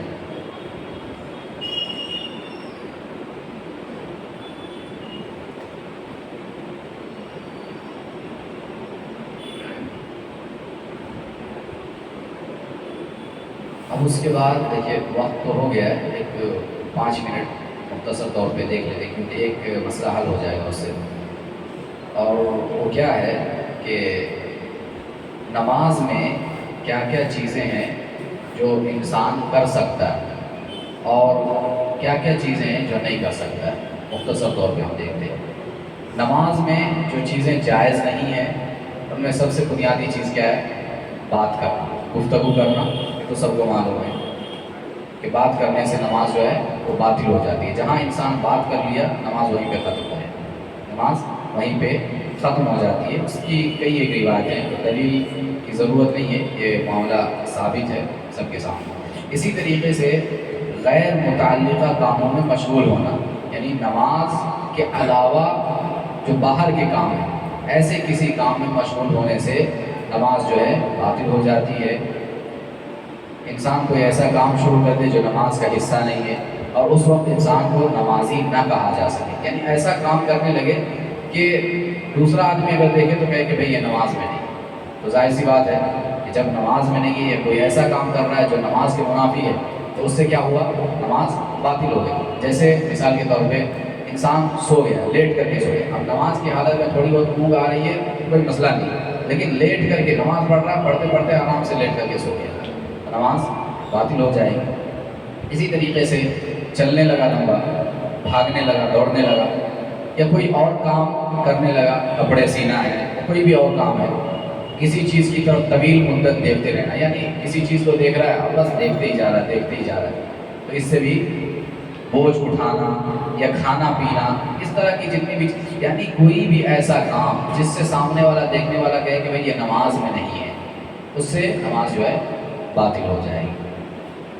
اب کچھ اعمال ایسے ہیں، یہ بنیادی طور پہ یہ بات آ گئی کہ ایسے کام کرنے سے جس سے لگے کہ نماز میں انسان نہیں ہے اس سے نماز کیا ہے؟ باطل ہو جاتی ہے.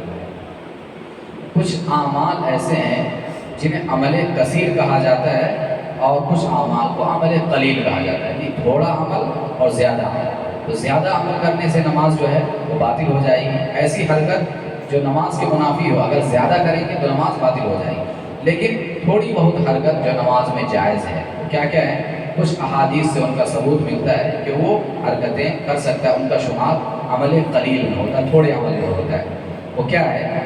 جیسے بچے کو اٹھا کر کے نماز پڑھنا، بچہ گود میں لے کر کے یا کاندھے پر بٹھا کر کے انسان نماز پڑھ سکتا ہے۔ حضرت ابو امامہ رضی اللہ عنہ جو اللہ کے نبی صلی اللہ علیہ وسلم کی نواسی تھی، اللہ کے رسول صلی اللہ علیہ وسلم ان کو اٹھا کر کے نماز پڑھ لیتے تھے۔ جب رکوع اور سجدہ کرتے تو اسے اتار دیتے، اور جب قیام کرتے تو پھر دوبارہ اٹھا لیتے۔ اتنی حرکت ہو رہی ہے اللہ کے نبی صلی اللہ علیہ وسلم، اوپر اٹھا رہے ہیں، رکوع سجدے میں جا رہے ہیں، اٹھا کے رکھ رہے ہیں، پھر سجدہ رکوع سے اٹھ رہے ہیں تو پھر آپ اٹھا کے رکھ لے رہے ہیں۔ تو اتنی بھی حرکت اللہ کے نبی صلی اللہ علیہ وسلم نماز میں بسا اوقات کرتے تھے۔ تو بچے کو اٹھا کر کے کوئی نماز پڑھنا چاہے تو پڑھ سکتا ہے، خاص طور پہ عورتیں جو چھوٹے بچے ہوتے ہیں، شیرخوار ہوتے ہیں، ان کے لیے مسئلہ بھی، سوال بھی آتا ہے تو جائز ہے، کوئی مسئلہ نہیں ہے۔ اگر بچہ رو رہا ہے آپ کے گود میں، اگر خاموش رہتا ہے، شانتی کے ساتھ رہتا ہے تو عورت ایسا کر سکتی ہے۔ اسی طریقے سے ممبر سے اتر کر سجدہ کرنا تو اس میں بھی کوئی مسئلہ نہیں ہے، کیا جا سکتا ہے۔ بہت زیادہ نماز میں رونا، نماز میں اگر عذاب کی آیت جیسے پڑھ رہے ہیں، پڑھتے پڑھتے قرات کرتے ہوئے رونا آ گیا تو اس میں بھی کوئی حرج نہیں ہے۔ اللہ کے نبی صلی اللہ علیہ وسلم سے روایت موجود ہے کہ اللہ کے نبی صلی اللہ علیہ وسلم نماز میں اس قدر روتے تھے کہ آپ کے سینے سے ایسے آواز آتی تھی رونے کی وجہ سے جیسے چولہے پر ہانڈی کھولتی ہے، گرم ہوتا ہے جب پانی یا کوئی چیز پکتی ہے تو جیسے آواز آتی ہے ہانڈی سے، اس طرح سے آپ کے سینے سے رونے کی وجہ سے آواز نکلتی تھی۔ تو بہت زیادہ رونا بھی جائز ہے، اس سے نماز پہ اثر نہیں پڑتا ہے۔ کھکارنے سے بھی نماز پہ اثر نہیں پڑتا ہے۔ حضرت علی رضی اللہ عنہ سے مروی ہے کہ رسول اللہ صلی اللہ علیہ وسلم کی خدمت میں حاضر ہونے کے لیے میرے 2 اوقات تھے، 2 وقتوں میں اللہ کے نبی کے پاس میں حاضر ہوتا۔ جب میں آپ کی خدمت میں حاضر ہوتا اور آپ نماز پڑھ رہے ہوتے تو آپ کیا کرتے تھے؟ تنحنحلی، آپ صلی اللہ علیہ وسلم مجھے اطلاع دیتے تھے۔ اور کیسے اطلاع دیتے تھے؟ آپ کھکار کر کے اطلاع دیتے تھے کہ میں ابھی نماز میں ہوں، کھکار کر کے اطلاع دیتے۔ تو کھکارنے سے نماز پہ اثر نہیں پڑتا ہے۔ اسی طریقے سے پھونکنا، سامنے کوئی چیز اگر آپ نے پھونک دیا تو پھونکنے سے نماز پہ اثر نہیں پڑتا ہے۔ اسی طریقے سے سبحان اللہ کہنا نماز کی حالت میں، جیسے امام اگر غلطی ہو گئی، نماز سے کوئی بھول چوک ہو گئی تو مردوں کے لیے کیا حکم ہے؟ تسبیح، التسبیح للرجال، مرد جو ہے سبحان اللہ کہیں گے، اور عورتوں کے لیے کیا ہے؟ والتصفیق للنساء، عورتیں تالی بجائیں گی، یا ایک ہاتھ کو دوسرے ہاتھ کو جیب سے بھی تالی جیسے بج سکتی ہے، آواز دینا، اطلاع دینا مقصود ہے کہ آپ نماز میں غلطی کر رہے ہیں۔ تو مردوں کے لیے سبحان اللہ کہنا، عورتوں کے لیے تالی بجانا، یہ جائز ہے، اس سے نماز پہ اثر نہیں پڑتا ہے۔ اسی طریقے سے اشارے سے سلام کا جواب دینا نماز کی حالت میں، اب ہاتھ باندھے ہوئے ہیں، رکوع میں ہے، سجدے میں، کوئی آنے والا سلام کیا تو جواب کیسے دیں گے؟ اپنے ہاتھ کا تھوڑا سا اشارہ کریں گے، رکوع میں تھوڑا سا ہاتھ اٹھا دیں گے، سجدے میں تھوڑا سا ہاتھ اٹھا دیں گے، تشہد میں تھوڑا سا ایسے اشارہ کر دیں گے ہاتھ سے، یہ سلام کا جواب ہے، اس سے نماز پہ اثر نہیں پڑتا۔ سانپ اور بچھو کو مارنا، اللہ کے نبی صلی اللہ علیہ وسلم کی حدیث بھی ہے، اقتلوا الاسودین فی الصلاۃ الحی والاقرب، کہ نماز میں 2 سیاہ جانوروں کو مار ڈالو، قتل کر ڈالو، سانپ اور بچھو۔ 2 سیاہ جانور سے مراد سانپ اور بچھو ہے۔ نماز کی حالت میں اگر سامنے آ جائے یا آپ کے آس پاس میں کہیں گھوم رہا ہے جس سے خدشہ ہے کہ کہیں یہ ڈنک نہ مار لے، کسی کو نقصان نہ پہنچا دے یا مجھے ہی نقصان پہنچا دے، شریعت کہتی ہے کہ نماز ہی کی حالت میں اسے مار ڈالو، اسے قتل کر ڈالو۔ آپ جو بھی کر سکتے ہیں، پھر آپ نماز میں دوبارہ شامل ہو جائیے اسی طریقے سے۔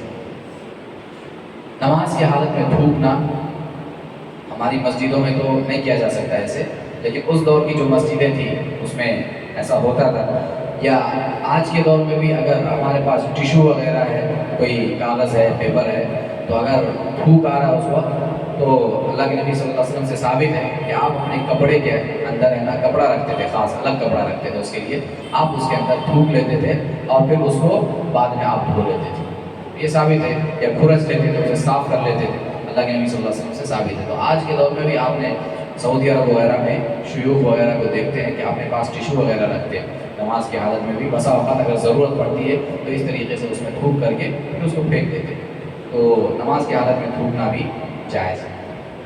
اسی طریقے سے تھوکنے کے بعد جوتی سے اس کو ملنا، گندگی کو ختم کرنا، تو اس کو جوتی سے مل بھی سکتے ہیں۔ اسی طریقے سے چند قدم چلنا، آگے پیچھے ہونا نماز کی حالت میں، اس سے بھی نماز پہ اثر نہیں پڑتا ہے۔ حضرت عائشہ رضی اللہ عنہ کہتی ہیں کہ رسول اللہ صلی اللہ علیہ وسلم نماز پڑھ رہے ہوتے تھے اور دروازہ بند ہوتا، بس میں آ کر دروازہ کھٹکھٹاتی، باہر ہوتی حضرت عائشہ، اندر آتی کہ دروازہ کھٹکھٹاتی، آپ صلی اللہ علیہ وسلم چل کر دروازہ کھولتے، پھر نماز لا کے لوٹ جاتے۔ آپ چل کر کے دروازہ کھول دیتے تھے، کنڈی کھول دیتے تھے، اور پھر اپنی نماز کی طرف جائے نماز اور مصلی کی طرف آپ لوٹ جاتے تھے۔ تو چند قدم آگے پیچھے دائیں بائیں ہونے سے بھی نماز پہ اثر نہیں پڑتا ہے۔ کسی کو ہاتھ لگا کر مبتلا کرنا، اگر کوئی آپ کے آزو بازو میں ہے، آپ کو کسی بھی طرح سے کچھ اشارہ کرنا ہے، کچھ اطلاع دینا ہے، تو آپ ہاتھ لگا کر کے ان کو اطلاع دے سکتے ہیں۔ جیسے ہم دیکھتے ہیں کہ نماز کی حالت میں کچھ لوگ نماز پڑھ رہے ہیں، بعد میں کچھ لوگ آ رہے ہیں ان کے ساتھ شامل ہو رہے ہیں، جو امام ہوتا ہے اس کو ہاتھ لگا دیتے ہیں، آنے والا ہاتھ لگا دیتا ہے تاکہ امام آگے ہو جائے، یا جو نماز پڑھ رہا ہوتا ہے مختلف ساتھ میں اس کو ہاتھ لگا کر کے اسے پیچھے کر لیتے ہیں، امام اپنی جگہ پہ بدستور رہتا ہے۔ تو ہاتھ لگا کر کے اطلاع دی جا سکتی ہے نماز کی حالت میں۔ اللہ کے نبی صلی اللہ علیہ وسلم جب رات کی نماز پڑھ رہے ہوتے تھے، حضرت عائشہ رضی اللہ عنہ آپ کے سامنے لیٹی ہوتی تھی، جگہ کم ہوتی تھی، حجرہ مختصر تھا، چھوٹا سا تھا، آپ حضرت عائشہ لیٹی ہوتی تھی۔ اللہ کے نبی صلی اللہ علیہ وسلم جب سجدہ کرنے جاتے تو آپ ان کے پیروں پر ہاتھ مارتے تھے، اشارہ کرتے تھے، تو آپ ان کے پیر کو چھو کر کے اطلاع دیتے تھے مجھے سجدہ کرنا، اپنے پیروں کو سمیٹ لو۔ حضرت عائشہ اپنے پیروں کو سمیٹتی تھی اور آپ صلی اللہ علیہ وسلم سجدہ کرتے تھے۔ تو ہاتھ سے اطلاع دے سکتے ہیں چھو کر کے۔ دوران نماز بچے کا کمر پر سوار ہو جانا، اللہ کے نبی صلی اللہ علیہ وسلم سجدے میں ہوتے تھے، آپ کی نوازے حضرت حسین اور حسن رضی اللہ عنہ کے بارے میں آتا ہے کہ آپ کی پیٹھ پہ وہ سوار ہو جاتے، کمر پہ چڑھ جاتے۔ اللہ کے نبی صلی اللہ علیہ وسلم اس کی وجہ سے سجدہ کو اور لمبا کرتے، طویل کر دیتے، تو اس میں بھی کوئی حرج نہیں ہے کہ بچہ اس پہ کمر پہ سوار ہو جائے، جسم پہ سوار ہو جائے۔ اسی طریقے سے دوران نماز جوتی اتارنا یا کوئی کپڑا اتار لینا، اگر کوئی مسئلہ ہو تو نماز کی حالت میں کوئی بھی چیز کپڑا وغیرہ اتار سکتے ہیں، جوتی اتار سکتے ہیں۔ اللہ کے نبی صلی اللہ علیہ وسلم ثابت ہے کہ جب آپ جوتی میں نماز پڑھ رہے تھے، گندگی لگی تھی، حضرت جبریل آئے، آپ کو بتایا گیا، نمازی کی حالت میں آپ نے اس کو اتار دیا۔ اسی طریقے سے جمائی جب لیتے ہیں تو اس وقت اپنے ہاتھوں کے ذریعے سے اس کو منہ کو بند کرنا، روکنے کی کوشش کرنا۔ اللہ کے نبی صلی اللہ علیہ وسلم کی حدیث ہے التثاؤب من الشیطان فإذا تثاءب أحدكم فليكتم ما استطاع، کہ یہ جو جمائی ہوتی ہے یہ شیطان کی طرف سے ہوتی ہے، جب بھی آئے تو اپنی جمائی کو حتی الامکان روکنے کی کوشش کرو۔ نماز کی حالت میں بھی ایک روایت میں فی الصلاۃ کا لفظ ہے، نماز کے اندر اگر ہو تو ہاتھ سے روکنے کی کوشش کرو، یہ روایت میں موجود ہے۔ تو بہرحال یہ اور اس طرح کی چیزیں ہیں جن سے اگر نماز میں جن ارتکاب ہو جائے تو اس سے نماز پہ اثر نہیں پڑتا ہے، یہ چیزیں جائز ہے۔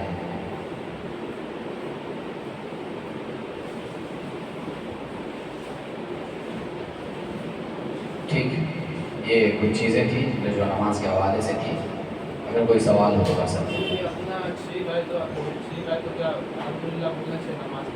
جی چھینک آئے تو الحمدللہ کہہ سکتے ہیں نماز کی حالت میں، یہ ثبوت موجود ہے حدیث کے اندر۔ ایک صحابی کو چھینک آئی، انہوں نے الحمدللہ کہا، اللہ کے نبی صلی اللہ علیہ وسلم نے سنا۔ دوسرے صحابی نے نماز کی حالت میں کیا کیا تھا، جب انہوں نے چھینک کے الحمدللہ کہا تو دوسرے صحابی نے اس کا جواب دے دیا، یرحمک اللہ، اللہ تم پہ رحم کرے۔ اللہ کے نبی صلی اللہ علیہ وسلم نے نماز کے بعد جنہوں نے جواب دیا تھا چھینک کا، ان کو بلایا، آپ نے ان کی تنبیہ کی اور کہا یہ نماز میں بات چیت نہ کرو۔ جنہوں نے چھینکا تھا الحمدللہ کہا تھا ان کو اللہ کے نبی صلی اللہ علیہ وسلم نے کچھ نہیں کہا، اور جنہوں نے جواب دیا تھا ان کو اللہ کے نبی صلی اللہ علیہ وسلم نے اس سے منع کیا، انہیں سمجھایا۔ اس سے پتہ چلتا ہے کہ یرحمک اللہ کہہ کر کے میں دعا دے رہا ہوں کہ اللہ آپ پہ رحم کرے، نماز کی حالت میں آپ کو دعا دوں، آپ مجھے دعا دیں تو پھر نماز کہاں رہے گی، یہ تو بات چیت ہوگی۔ تو صحابی کو منع کیا اس لیے کہ وہ گفتگو ہو گئی۔ تو چھینک، اس حدیث سے اہل علم نے کہا کہ چھینکنے والا الحمدللہ کہہ سکتا ہے، اور صریح روایت بھی اس سے ہٹ کر کے صریح روایت بھی موجود ہے جس سے یہ ثابت ہوتا ہے کہ نماز کی حالت میں چھینک کا جواب چھینک گرنے کے بعد الحمدللہ کہا جا سکتا ہے، ثابت ہے۔ اور کوئی سوال؟ ذہن بھٹک جاتا ہے جی۔ ہاں، تو اللہ کے نبی صلی اللہ علیہ وسلم کی حدیث ہے کہ ہوا اختلاس من اختلاس الشیطان، اس طرح کے کچھ الفاظ ہیں کہ یہ شیطان کے حربوں میں سے ایک حربہ ہے، یعنی شیطان اچک لیتا ہے نمازی کے نماز کو، اس کے ذہن کو اچک لیتا ہے، اختلاس یعنی اچکنے کے معنی میں۔ تو اللہ کے نبی صلی اللہ علیہ وسلم فرماتے ہیں کہ یہ جو شیطان ہے اس کا نام بھی اللہ کے نبی نے بتایا، اس کا نام خنزب ہے، خنزب خنزیر نام کا شیطان ہے جو نماز میں نمازیوں کو وسوسے ڈالتا ہے، ذہنوں کو اچکنے کی کوشش کرتا ہے۔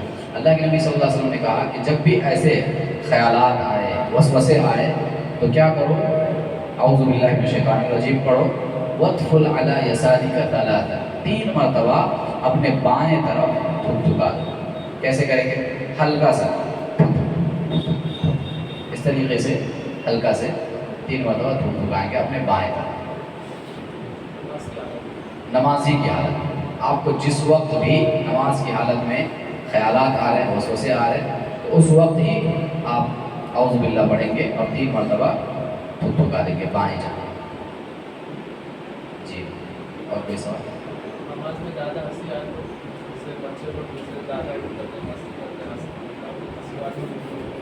ہاں، تو اس میں کنٹرول کرنے کی کوشش کرنی چاہیے، اور ویسے ہنسنے سے صرف ہے نا نماز پہ اثر نہیں پڑتا ہے۔ بعض لوگ کہتے ہیں کہ قہقہا لگانے سے نماز باطل ہو جاتی ہے، وہ روایت جو ہے سند صحیح نہیں ہے، تو کنٹرول کرنا چاہیے، جیسے اور چیزیں ہم کنٹرول کرتے ہیں نماز میں، تو اس کو بھی کنٹرول کرنا چاہیے، زیادہ یعنی ہنسنے کی کوشش نہیں کرنا چاہیے۔ جی، اور کوئی سوال؟ جی ہاں، روایت موجود ہے، فجر کی سنت پڑھنے کے بعد تھوڑی دیر کے لیے مختصر، 1-2 سیکنڈ 2-3 سیکنڈ کے لیے مختصر سے وقفے کے لیے اگر کوئی لیٹنا چاہے تو لیٹ سکتے ہیں۔ اللہ کے نبی صلی اللہ علیہ وسلم کی حدیث ثابت ہے، اللہ کے نبی صلی اللہ علیہ وسلم سنت ہے فجر کی سنت کے بعد، فجر کی سنت کے بعد، فجر کی نماز سے پہلے 2 رکعت سنت ہے نا، اس سنت کے بعد دائیں کرو، ثابت ہے۔ اگر کوئی ایسا لیٹ رہا ہے تو جائز ہے۔ اور ٹھیک، تو آج ہماری جو گفتگو ہوئی وہ ہم نے آج کے درس میں دیکھا کہ نماز کے اختتام پر سلام پھیرنے کے بعد کیا کرنا ہے۔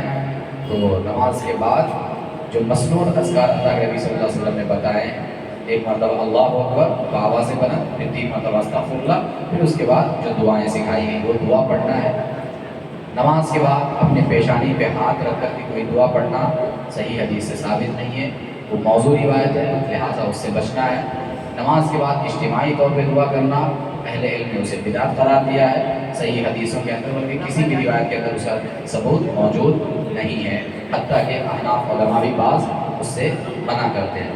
اسی طریقے سے نماز میں کیا کیا چیزیں جائز ہیں اور کیا کیا کام ہیں جو ناجائز ہے، نہیں کرنا چاہیے، اس تمام چیزوں کی تفصیل ہم نے آج کے درس میں دیکھی ہے۔ تمام چیزوں کو اپنے ذہن میں رکھے، دعا ہے کہ اللہ رب العالمین ہمیں مسائل کو سمجھنے اور پر عمل کرنے کی توفیق عطا فرمائیں۔ آمین وآخر دعوانا الحمد للہ رب العالمین۔ السلام علیکم و رحمۃ اللہ وبرکاتہ۔